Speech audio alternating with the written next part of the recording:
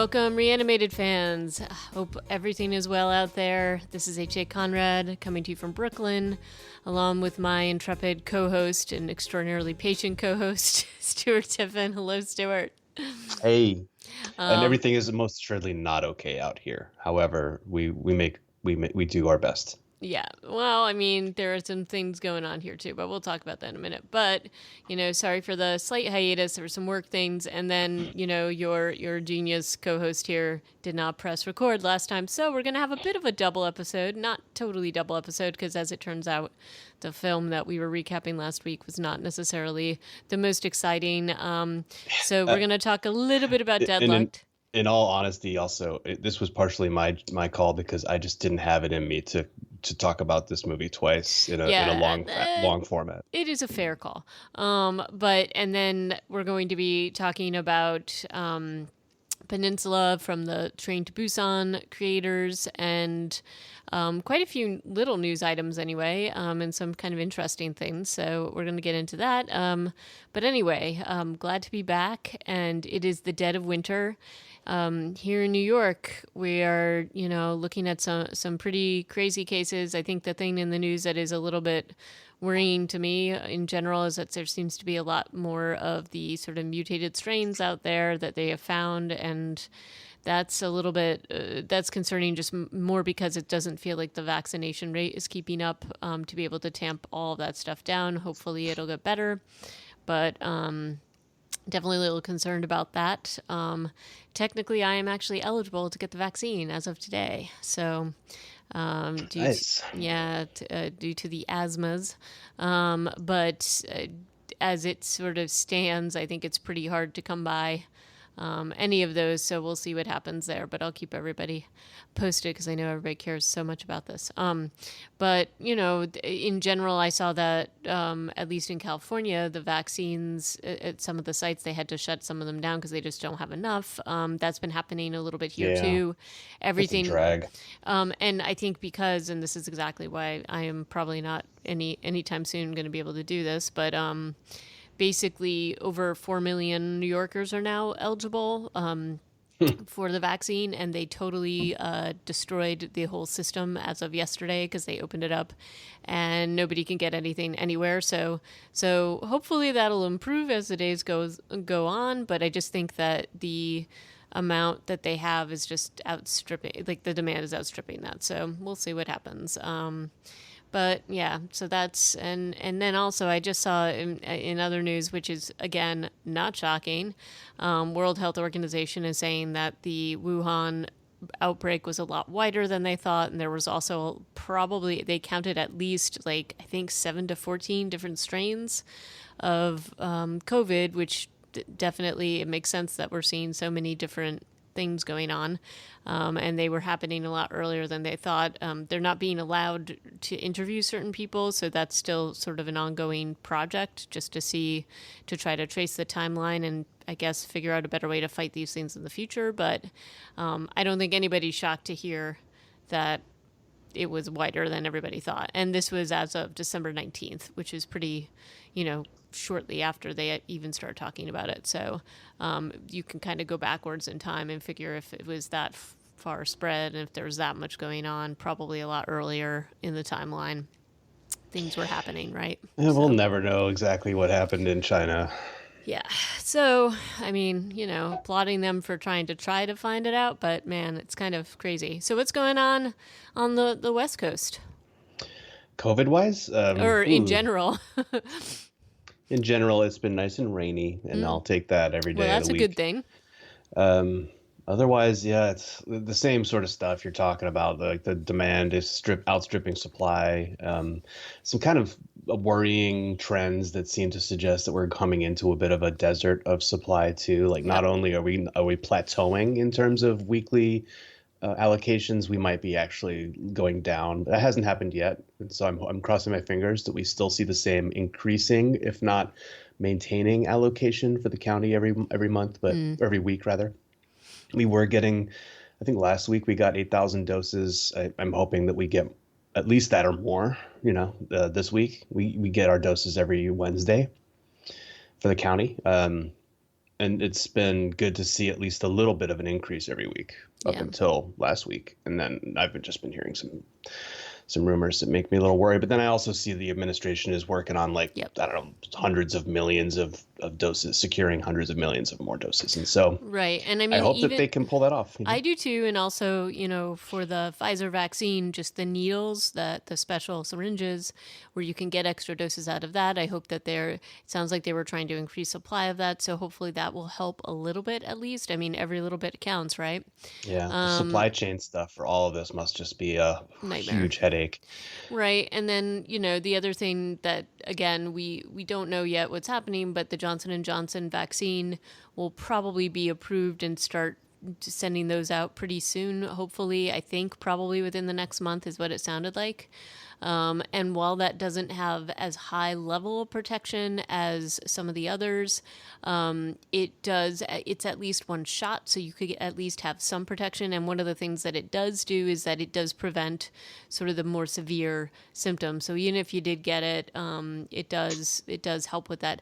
One of the things that I am, definitely seeing out there, because this was even, I think this just happened yesterday or 2 days ago, is that a couple of people out in Oregon, there was like maybe 3 or 4 people that did contract COVID after their second dose of the Moderna vaccine, Oh boy. which means it's probably, it may be that there's the other strains kind of floating around. And that's like, this is what it is. It's like a race against that kind of stuff. And so it's just hard to keep up. And one of the sort of, at least I've seen in my neighborhood, and as you know, my neighborhood has been extraordinarily compliant with mask wearing, with the restrictions, but then they just opened up indoor dining again. And I think that that's like the worst thing you could possibly do right now. And I understand that these businesses are suffering, but I'm just like, this isn't the time to do that. And I also have noticed, and this is not a slam on our elderly population, but those are the people that were first in line for the vaccine.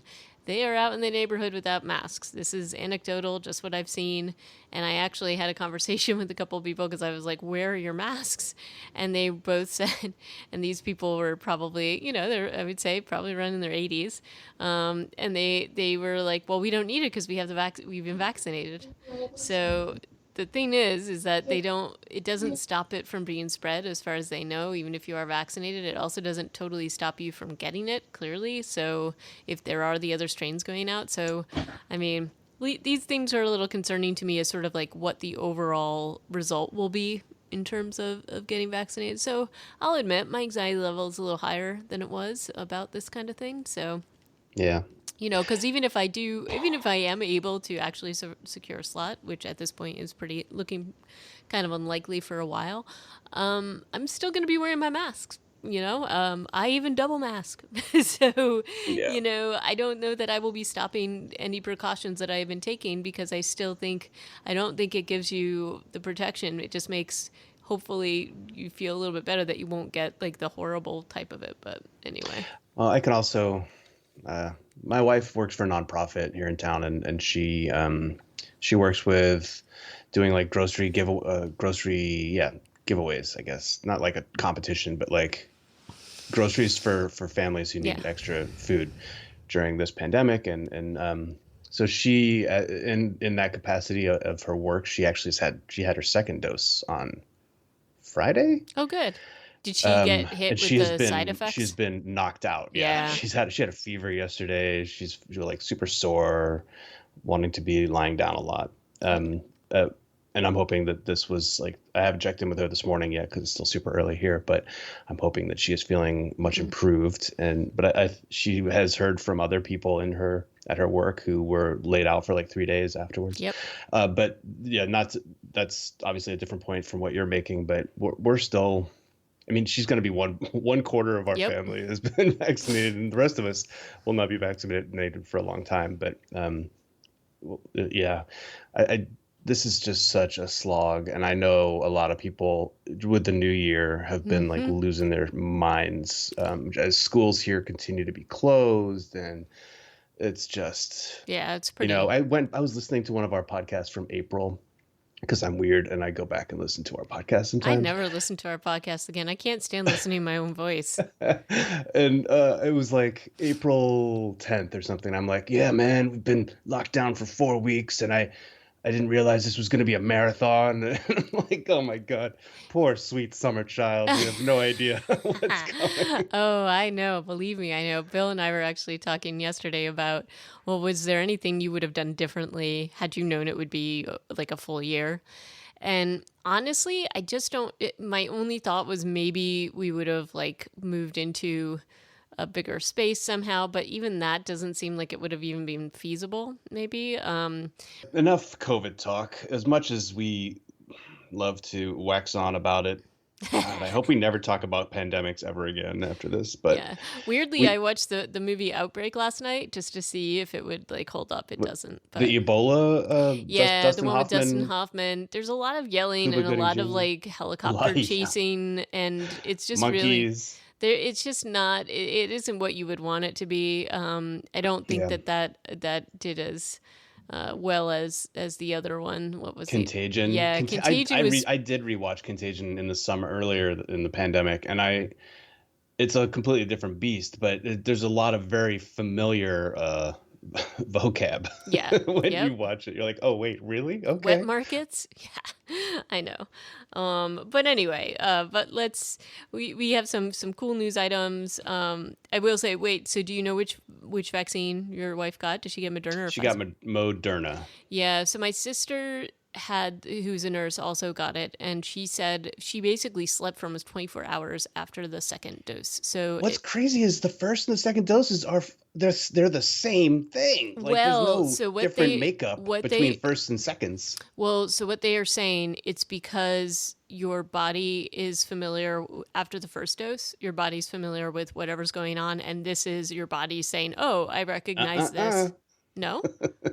Oh yeah, yeah. No, no. It's like it's basically saying, "Hey, I recognize this. I'm not going to let you do whatever it is." And so I'm not cool with this. it basically shows Yeah. that the vaccine's actually working, but it sucks. My sister basically was like, "God, if anybody had told me that I needed to drive a car during that period of time, I wouldn't have been able to." She was like just out. My niece, who's a teenager, was just like, "What are you like? What? I'm the one who's supposed to be sleeping a lot right now," and all that. And they were just giving her a hard time. But it does get a lot better. So she's hopefully on the other end of it. Hopefully she feels better today. So Yeah, man. Who knows? Eventually, we'll all have our vaccine second dose stories, I hope. yes, I hope so too. Well, let's jump It, into our news items. We actually yes. have a few cool little tidbits here. We have a really, really pivotal question to ask everybody, which is who would win in a fight versus a zombie, a tiger, and a vampire? And James Gunn apparently weighed in on this in a video that was leaked on Twitter recently. Yeah. And what's your take, first of all? Um, Zombies versus vampires, and tigers can be like option C.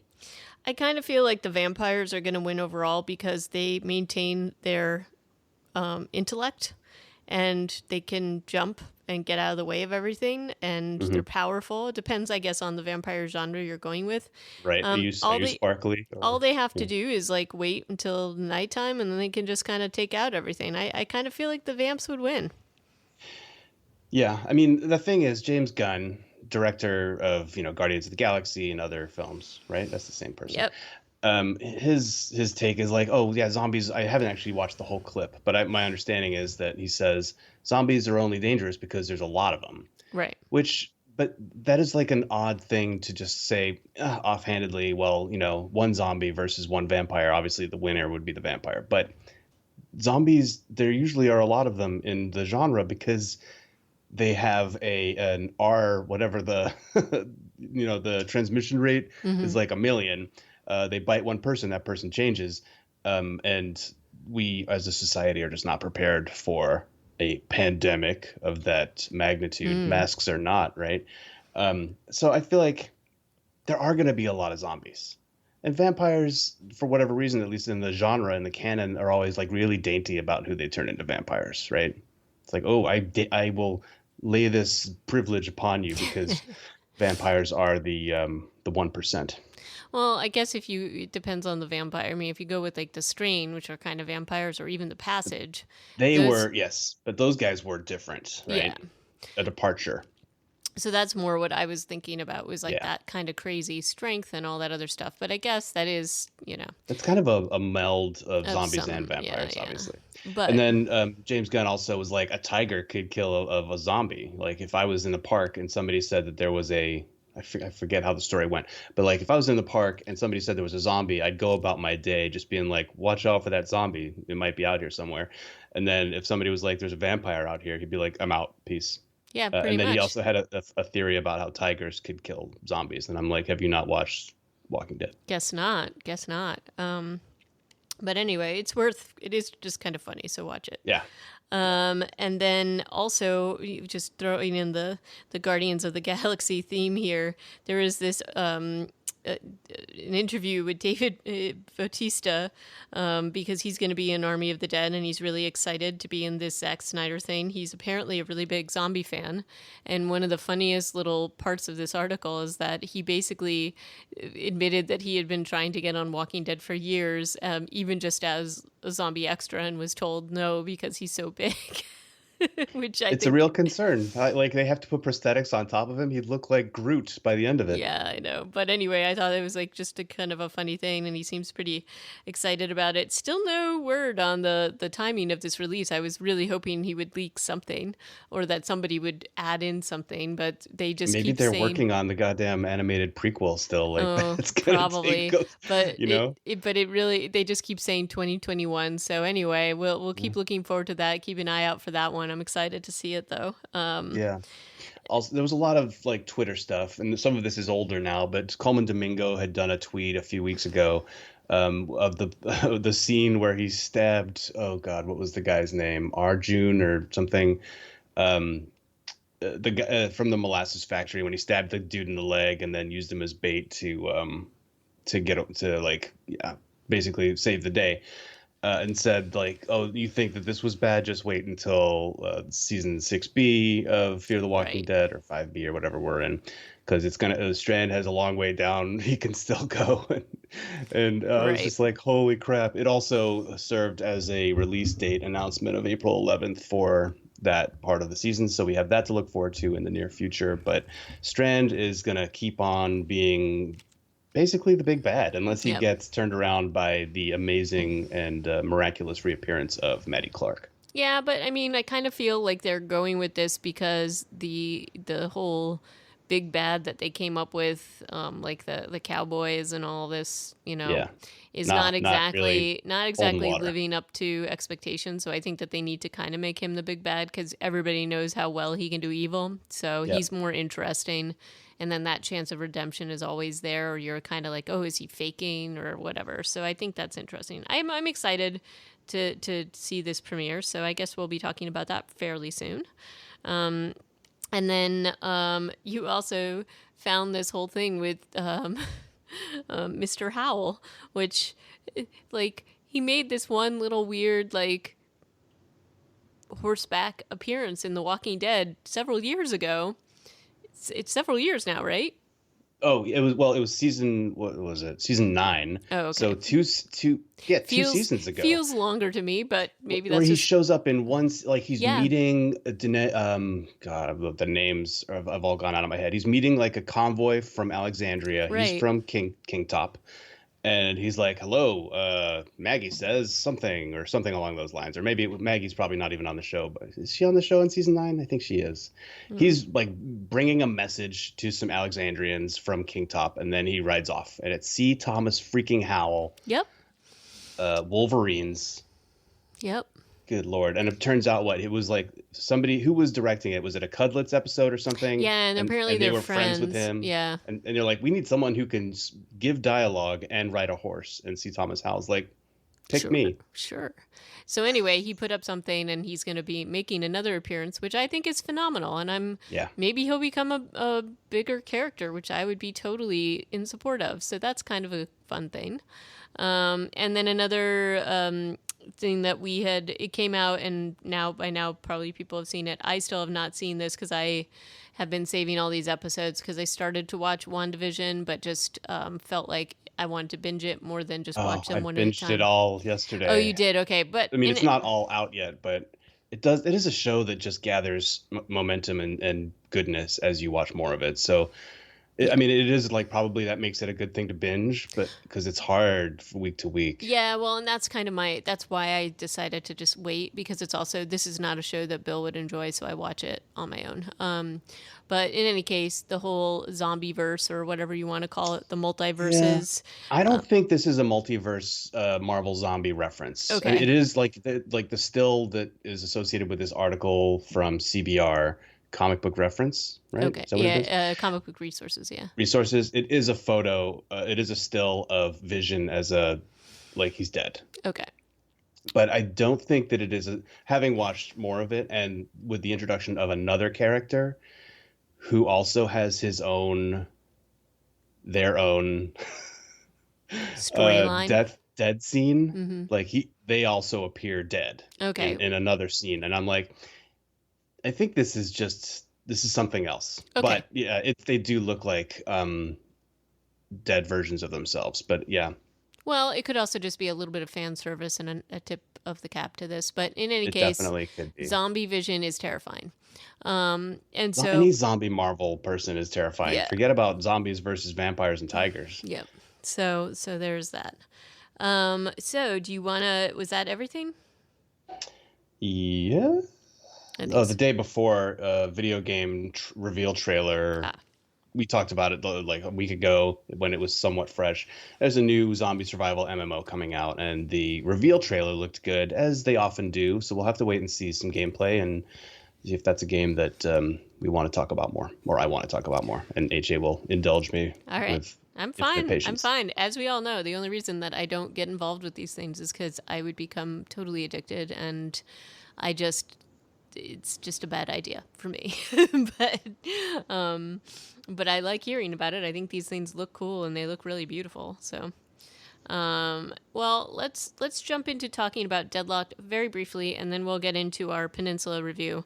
But for for those of you who follow our podcast, we talked a little bit about this film that came out, and it was made by like a couple of friends who knew each other from I think high school, and you know it is very similar to the Italian film that we had reviewed. The Probably, end of the world, yeah, I think that's what it's or called. yeah, I But think it it's was called like, that. but that was and I think it obviously stole a lot from that.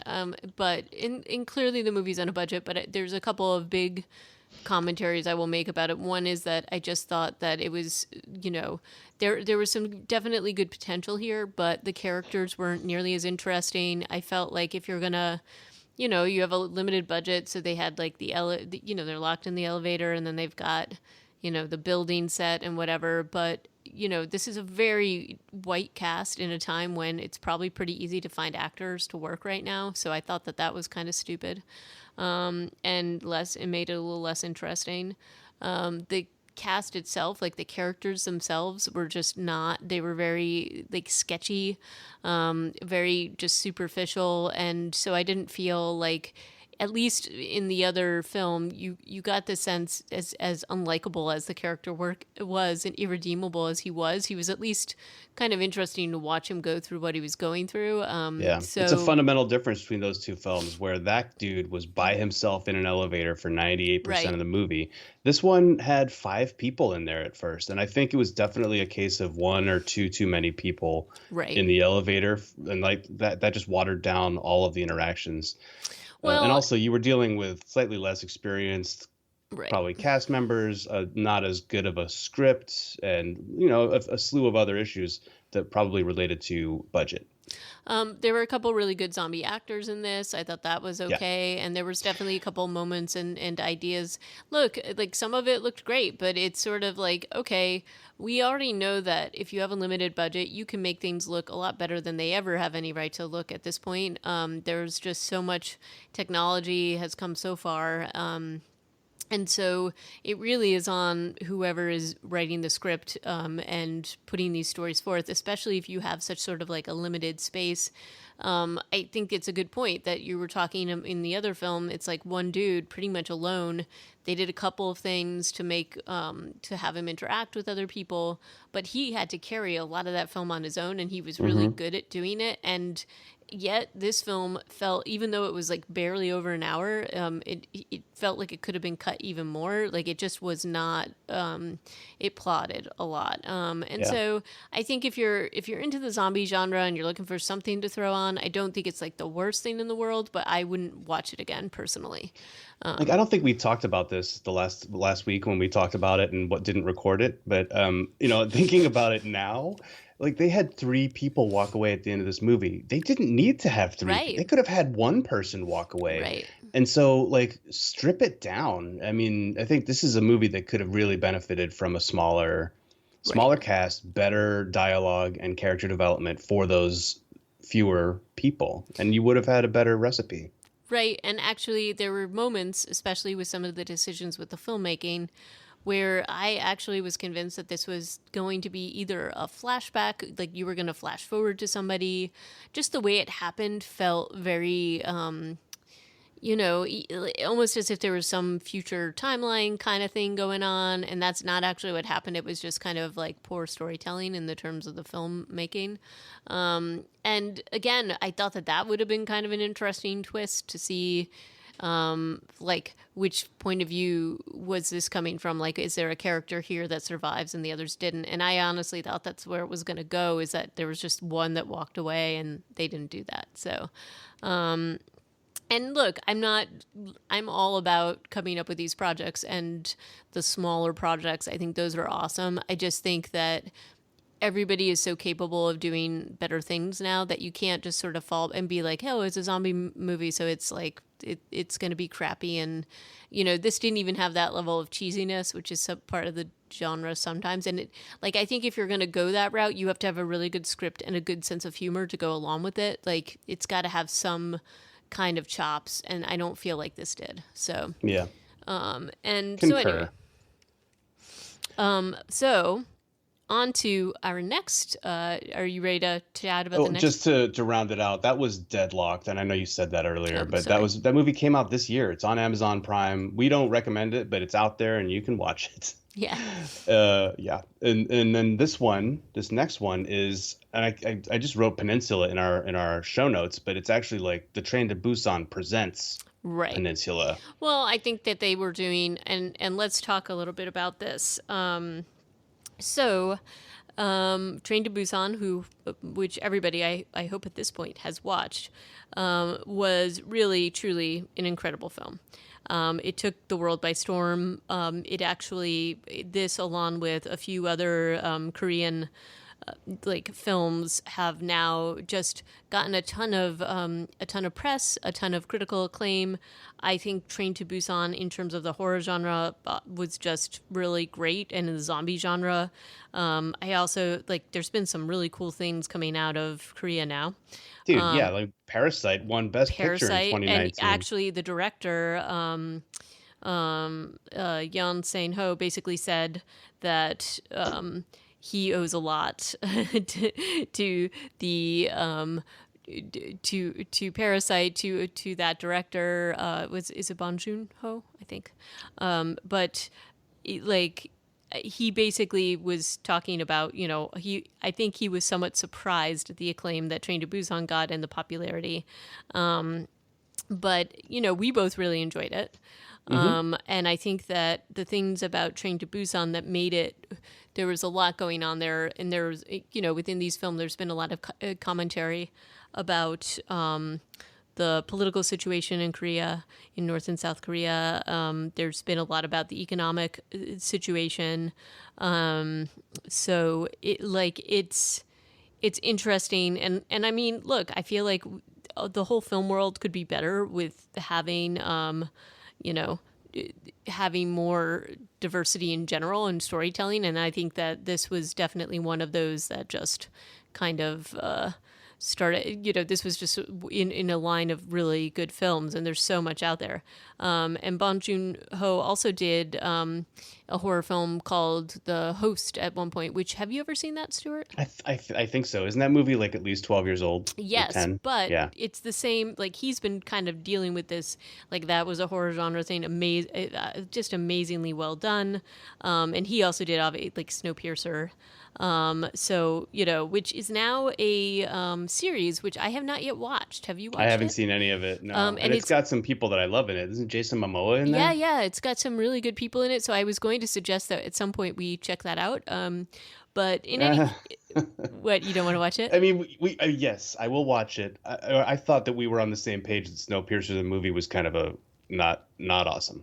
Well, I would say that, except the series is getting a lot of good reviews. So Okay, so did Snowpiercer. Just want to point that I out. The know, movie. but I will also point out that the director had to do some things with that he wasn't necessarily on board with, and I think that's in part why it wasn't as good as it could have been. Yeah. So maybe with the series, they've gotten a little bit more freedom to do the things that they want to do. But One of the things that I respect about Train to Busan was how metaphorical, and a lot of correct. the Korean stuff that we've watched has been pretty like that you can tell that they are going for metaphor, and it's not always super heavy-handed. But in the case of Snowpiercer, it was actually mostly metaphor and less, the things you need to carry a metaphor without it becoming too much of like reading Dante's Inferno in Right. high school all over again. And so Train to Busan was definitely a metaphor. And when you read the backstory, it had a lot to do with that terrible ferry accident that had happened in South Korea and the Mm-hmm. culpability of like greedy corporations and government in action, I guess. And honestly, I was listening to an episode of Pop Culture Happy Hour, which is an NPR podcast I listen to, and they were talking about BTS, the huge K-pop band. Mm-hmm. Um, and they also have songs that were hugely influenced by that ferry disaster, and it's like Yeah. one of their most popular songs that they've ever written. And like it's like this cultural thing of Right. everybody was really impacted by this, and it turned into all this like pop culture stuff. And so Train to Busan was one of those. And I think that movie like has a lot of I don't know. I don't know if it has more impact because of the way that they're trying to deal with that subject. Well, I mean, Um, even when you're looking at Parasite and when you're looking at Snowpiercer, when you're looking at The Host, I mean, all of these underlying themes are there. I think Train to Busan was definitely much more like direct about it in terms of the storytelling about what they're talking about. But Parasite itself was, I think, I think that if you don't live in Korea, and you're not like necessarily on like, because we just don't hear a ton of the stories about it like all the time. And so I thought that they did a great job at sort of highlighting some of the ongoing conversations and problems that are happening there. And look, the economic disparities like the class disparities, all of that is something that we're seeing worldwide. But I think at least like within Parasite, just the way that you see the main characters kind of going through the things that they're going through, it's just really just. I think everybody was expecting that to be maybe sort of more of a like fantastical horror genre, and it wasn't. And then it suddenly like just snowballed into this crazy thing. Train to Busan is definitely a different. It's another kind of commentary, and obviously a lot more dramatic, and had like those massive set pieces and things like that. yeah. And I will say that the director with this sequel made no bones about the fact that now he had like a ton of money and he wanted to like just do a big Hollywood film. And I would say unfortunately I think it maybe suffered because I he think wanted it to do that. definitely suffers from that, but you can still I can still feel the bones Oh under yeah. that of the same sort of storytelling. And that's what makes this movie enjoyable still. to me. And I'm giving this one a thumbs up for Peninsula. I was worried that it was just going to be a garbage fire, and there are Yeah. definitely problems, Yeah, there's but problems with it, but I didn't I, find it. I found it enjoyable to watch, and yeah. I don't think at least the version I saw. It's interesting because I saw it was like supposed to be an hour and a half, but what I saw was 2 hours long, and so I don't know what happened, or maybe this was like the direct. I don't know if this was just a longer cut of it that got released on Amazon Prime, but it was a Mm. lot longer than I was anticipating. But it didn't. There were some really good. One of the things that I think that this director. Jan Sein-ho does really, really well is setting these kind of really incredible sets and setting the mood for those sets. Like it's very dark. He's pulling Yeah. what? I mean, I don't want to just go against you on this, but I feel like yes, the sets were really good in Train to Busan. I don't know that these were as successful. Oh, I don't think that they Yeah. were as successful. I still think they look very like there's a lot of attention to detail and lighting. It feels very like honestly, he's pulling a lot from like Escape from New York or like Yes, that's a or big parallel that oh, people point definitely. to for And this then there's film. a lot of Mad Max going on here. Both Thunderdome and Fury Road, I would say, have a pretty. There's Mm. definitely homages upon homage to those films here.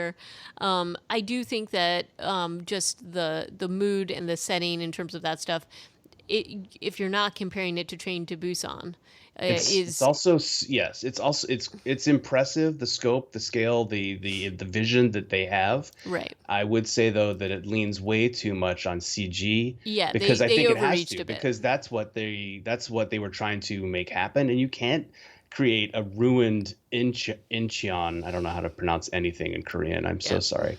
I don't think you can create the ruins of that city and show it at night but still be visible without CG. And it's just this movie does suffer from too much CG and from some sets that feel like sets. And That's to really my compare point. it to Train to Busan, some of the most successful, and this is the one, this is my one big issue with this whole film. I did find it enjoyable, so let's just be clear about that. I found it enjoyable. I liked watching it. I think if you were into zombie films, you're gonna like this. Just as an entertaining little like romp is what I would call it. I don't think that it's as successful as Train to Busan for a few reasons. One is that I think that they relied really on these like very specific sets that the reason why it was so scary is because they are like kind of everyday places, i.e. the whole train station scene that you and I love so much. The Hmm. choreography of that scene was so incredible. Smaller spaces. You've got like the zombie actors were just phenomenal. The makeup was amazing. And you really were relying on these very specific things that made it much more real and close. And in this case, I felt like the zombies in this film were kind of like just they were taken out of the mix. They weren't as scary. They're still scary, but yeah, Mm, this movie also. Well, there's two parts. Well, there's lots of parts of it, but the majority of it is 4 years after right. Zombocalypse, 4 years after Train to Busan is happening. But in Train to Busan, they never kill a zombie, I think, that we Mm-mm. ever see because they're just like using their fists and magazines or whatever the hell they have Right. to try and like beat zombies down long enough for them to get into the next train car. Like that's a lot of the action. Right. This movie, they kill thousands of zombies, right? And they have machine guns, they're great at headshots, they're great. So it is like a very different approach to the zombie. And you're right that they are less lethal, but they're still I mean, by the end No, of this I mean film, there's the trope of the established zombie survival base that's about to collapse, that trope is in this film, yeah. and that base collapses very quickly because these are fast zombies that bite you once and you turn. Yep. And Obviously, they're all zombies bite you once and you turn, but you turn like right away with the Train to right. Busan zombies. Right. Although there's a couple of I don't know. There are some, yeah, there's like some weird gestation stuff going on too. Right. But I mean, my point is that you're not seeing them. You're seeing them more. And again, this is like a point. Like this is the part where CG just is not as successful. And it reminded me a little bit of World War Z.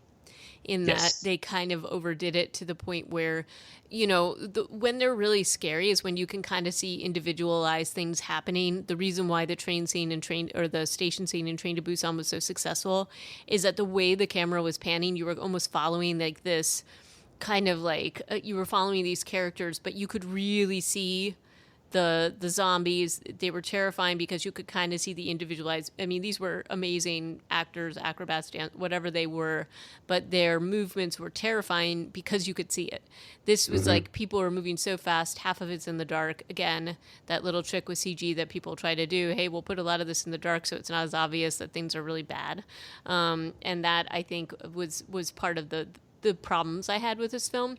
But from a storytelling perspective, I mean, I have no problem with it's like, okay, we follow this guy that leaves Korea. He's on one of the last boats out. We see his story. We see how he was affected by this. This is very much a Romero type of telling in that it's still in the same universe, but it's not the same like group basically. And this is again fast forwarded, so we see a different part of this. When you say Romero, you mean like the difference between Night of the Living Yeah. Dead, Dawn of the Dead, Day of the Dead, like Yeah. Like yeah. this is his way of telling things, and I do think that it can be successful in a cool way to show different parts of it. I guess I wanted to see a little bit more. I wanted to see a little bit more about how this civilization was working versus the rest of the world. I don't know, like they're like the whole premise that they're going to send in like this group of people from Hong Kong because there's like trucks of money there. I mean, I guess that I works. think this is a very believable premise. It is. And I think that the movie does a good job of propping it up too, because even when you realize that there are people living in Incheon still, the Unit 631 and Private Kim is like, I don't get it. Why would anybody come in here for this truck full of useless money? Like he's of the opinion that this doesn't make any sense. But people in Hong Kong, where there's still Right. a society and still currency and a market, they're like, there's all this money in Korea. We need to go get that money. I think it makes sense. No, I think that makes sense, but I wanted to hear I just wanted to see a little bit more of the sort of how the other parts of the world were interacting or dealing with this somehow, which I know is hard to tell in this kind of a movie, but There's not a lot of time for that Yeah. either, because it's the first act of the film is not only, and I have given all these people alternate names because I can't do names in Korean. So Captain Sadness is the lead, the male lead, and after his sad beginning, where he also runs into Power Mom, which I did not see that coming, that they were going to be reunited later. And gets out but loses his sister and his nephew, but keeps brother-in-law. Like the way that this movie kind of moves with the relationships, I did not always expect it, and I thought that was I thought good that was thing a about pretty it. good thing. Yeah, and I liked that they brought her back. I mean, basically, he dissed her. She and they age her forward or age the kid forward a little bit. So he basically had the opportunity to help her. He didn't. Admittedly, she was one of many people trying to get into trying to get rescued, and he had one focus, and I think it's like, okay, so what are you going to do? And so that was sort of like coming back to haunt him because he saw Yeah. her and he like noted her and saw If her he and her had kid. taken them, they'd probably be dead with Well, his right, because everybody nephew died and on that sister. ship. So so Not there's everybody, that. but yeah, there's certainly that basement room. And there's also this, like, one of the weaker parts of this film, not yeah, is the English language news interview exposition Yeah, that was festival. weird. Because the woman doing the interview is asking questions unlike any interview I've ever seen. Right. Just like, and what do you think about I the know. way these zombies? And the guy is just like giving these very matter of fact answers. But there is a lot of information there, like the fact that Busan fell. Like, so anybody who might have been living at the end of the Train to Busan movie, It's gone, probably probably. gone, unless they also got out of Dodge. Right. The fact that North Korea, it's like, it's actually giving props to North Korea. They're like, so the only Yeah. safe place on the peninsula was North Korea. there were a safe, and the And guy's like, I think you're referring to North Korea, and they don't. I wish they'd gone into more detail about that's how what that I'm would have gone talking. down. So that's part of what I'm talking about is that that's part. I'm like, okay, you're gonna stop there, and then there's the sort of weird commentary. So you've got Power Mom, who is Min Jun, and her kids, Junie and what is the other? Eugene. And Eugene, and then Grandpa. Old Man Kim, Old Man basically. Kim, and that is an official That is apparently. actually his name. And then you've got our main army guy, the captain guy, Jun Seok. And again, I apologize. Captain Sadness is a better name, I think, for us to call him. And then we've also, so you have him basically going in, and this whole family dynamic. They basically rescue him after the ill-fated attempt to get into the car or the armored truck with his brother-in-law and the other two people that don't live very long, the former taxi driver. The taxi driver and the young man who knows how to like start cars. Like that's Right. their crack team of, Right. of Korean refugees. And so there is like some good chase scenes, and there's the whole very much like get in if you want to live kind of thing that Junie basically tells Captain Sadness, hey, hop in here. And there's pretty funny things with her whole driving skills, Yeah. and I The liked. movie wants us to really love these two kids Mm-hmm. because of how useful they are, but honestly, the driving stuff is one of the weekest things about the Yes, whole yeah, film, agreed. that's her whole character. She's like a confident teenager, and that's cool. And then the Um, robot, the driven robot with the little kid, I'm just like, oh no. But in any case, it shows you and then once he's brought back into the fold of the family, and they aren't, they're not living on this base because clearly it's a little dicey. They're doing the whole Mad Max Thunderdome thing yeah, with. let's talk quickly about the way that this. So Unit 631 is the name of this. I guess they were police who were supposed to be saving people in Mm-hmm. Incheon. And then Power Mom says, but they're all crazy, and Yeah. like they obviously got out of Dodge too. And this reminded me of like a clear analog to me is 28 Days Later, Yeah. where the soldiers who were responsible for manning this checkpoint have retreated to the mansion and are sending out a radio signal to try and get ladies to come Yes, there, because whatever. they want the Like ladies. they've gone off the deep end. Their lieutenant or whoever is doing it for morale reasons, I guess. And I don't know what. So I'm trying to like come up with what is the motivator for Unit 631. Captain SEO, sorry, Captain CO is Sayo, I think. Yeah. he doesn't make sense to me as a character. Like he should have been overthrown. Like compared to the rest of his men, he Well, wears this like big blazer. He's a little bit too like pretty looking and yeah. doesn't seem to have the like clearly Sergeant Huang is threatens to kill him and Private Kim very early on when we know him. Mm-hmm. But that's why it doesn't make sense that the captain is still in charge Well, in name I anyway. mean, 4 years it's later. weird because like clearly they've overthrown all the other pieces of their hierarchy, so that's why it's weird. Well, the sergeant is still a power figure, Yeah, and I he's mean, a power figure, and they go out. They are the ones foraging for food, but yet the private, and the captain, Seo, are basically in charge of sort of doling out all of this stuff. And I agree with you. It doesn't seem quite right that they would still be in charge because there doesn't seem to be any. I mean, maybe politically he's popular, but it just. I mean, I'll also point out that it just feels like all you see are a bunch of the people in this like kind of nutty band of that Captain Juan, sorry, Sergeant Juan runs to and like. they are bananas. Like they're They're like crazy. cackling, they're laughing. They're 4 years in. I mean, the obviously 28 days later, those guys were a month in, and Yeah, they and were it already seemed kind of and a little off the honestly, deep it end. seemed a little bit far fetched that they would have gone that far off the deep end in that short amount of time. But hey, They weren't given. nearly as insane and cackly as Right. Unit 631 Right. guys are, Unit though. 631 is definitely like crazy. And again, they're, they bring the money in, and like it's all like it does show the world pretty well that they're crazy, but I agree it's a little tenuous as to why they would still be totally cool with this dude being in charge, because he also, I mean, and they even point out like he just sits in his little room and doles out things, and there's definitely the weight of this particular, and he feels upset because he's had to do a lot of horrible things like the Thunderdome stuff where they bring basically random survivors they find out in the wild and pit them against the zombies and treat them basically like gladiators or like wild dogs, which is what they call them.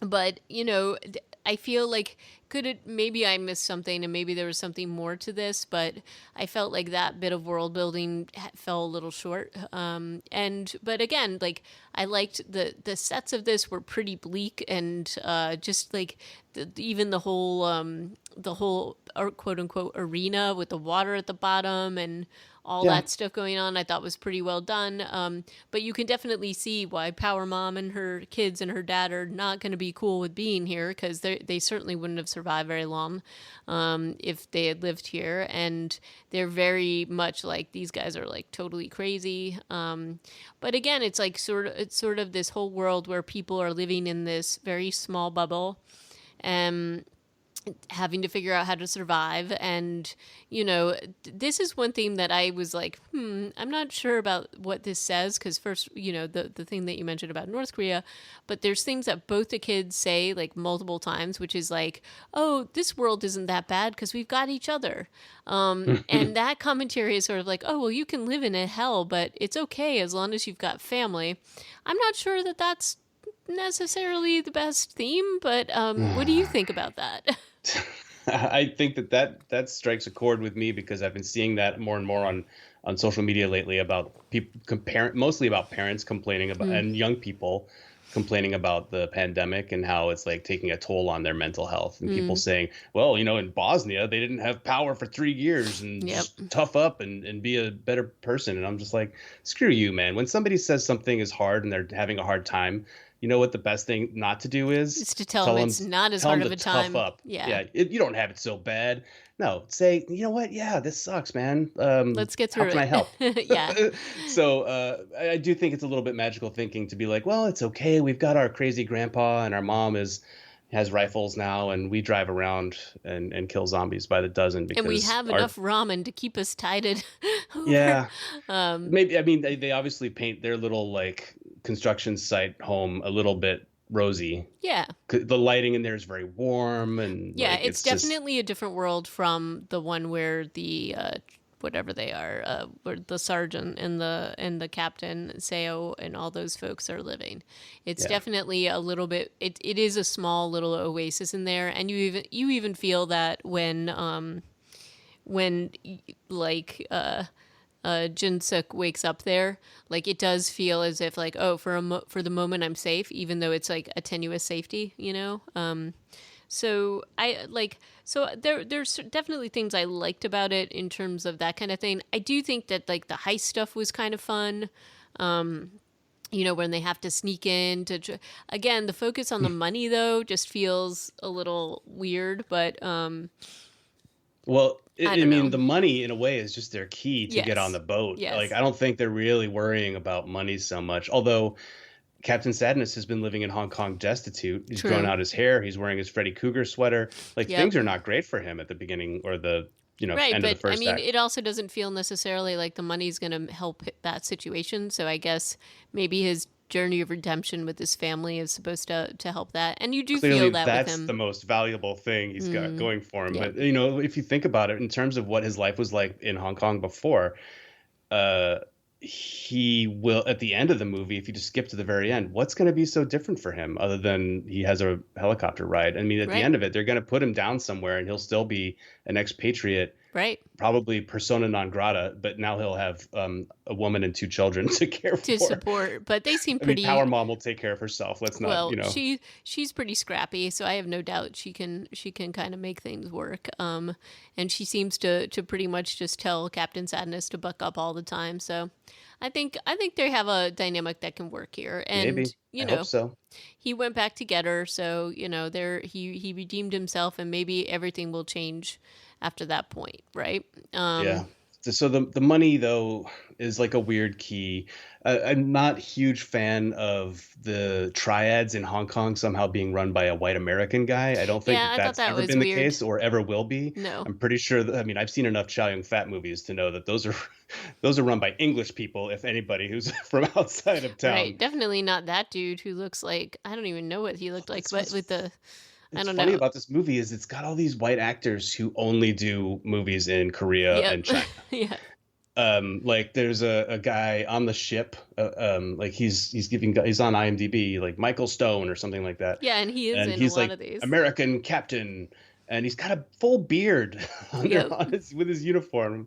And then you look at his IMDb, and he's done like a bunch of cool Korean movies and TV shows. But it's just interesting, like the people that they get for these roles. Yeah, but I mean, look, I definitely think this is a fun thing to watch. Is it as deep or is it as enjoyable as the Train to Busan? I don't think so, but I also think that that's not what the director was going for. He, as he said, he was like, "Oh, I've got all this backing. I want to do a really big Hollywood film." And honestly, George Romero kind of did the same thing, Hmm. to some extent as he got into his later films, although he still kind of kept the bones of it. But it was certainly, I definitely think that being ambitious on this level isn't a bad thing. I saw that a lot of critics really panned this. And I didn't think that it deserved as many of the negative reviews as it got, Well, personally. they're judging it based on its proximity to its predecessor, and Right. And that's fair. it's fair, but I feel like if you're looking at it, and I would totally watch other films in this world if he decided to make them. And I do think Oh yeah, that I it's want an to see that inter North Korean yeah. expansion because But there's something that feels a little bit like, oh, I wish we were communists. yeah, that was You like know? just an odd. Yeah, so I want to know more about that, and I would definitely be excited to see more stories in this world, just to see what he has to say and what he would do with it. And so I do hope that he continues with it, though he may be sick of it at this point, and so who knows, maybe he's gonna try to do something else. But I do think that the sort of, like, yeah, it's a big set piece thing. One of the bigger complaints that people made about it was that it just wasn't adding to the genre. Well, it's a freaking zombie genre, all. Like, I'm sorry, but this is, I think certainly you can expect with any kind of a sequel like this that got the attention Train to Busan got, that there is going to be maybe a little bit like overly inflated expectations, and I think that's definitely part of this. Like, I think if you manage your expectations and watch this, you're still going to be happy if you like zombie films. So Yeah, and you will, however, have to struggle through the final scene of the film where Jane from yes, Malaysia, the U. First of all, I really wish that they had come up with a different ending for this. Jane showing up in her helicopter with the UN is the least likely outcome. yes, agreed. It's funny that that old man Kim did actually have this connection to the UN. Right, right, That's kind that of is the that's a funny funny part. joke, but that would have been just as funny as if Jane had met them once they'd been evacuated, Right. because the UN is not the let's send in a single helicopter to a zombie apocalypse world and save people organization. They're, like, they sit on the sidelines Right. until they absolutely have to get involved. Well, maybe in So this case. if they had waited until nightfall and lured all the zombies off the boat and stolen the boat, because That that's a would perfectly functional Well, boat, that would have been a good ending. and that's where I thought they were going to do with it. Like, I wasn't anticipating this, but maybe it was just to, I mean, look, I think we have to give Old Man Kim some props. Like, maybe this was a love connection, and then she was like bringing all of her power to bear to bring this one helicopter in, and that's how I choose to think about it. But I do agree with you. I think it would have been a lot more interesting if they, because this is like a group of people that's very scrappy and smart, and I think that would have been more interesting to definitely like hijack the boat and get rid of the Yeah. zombies.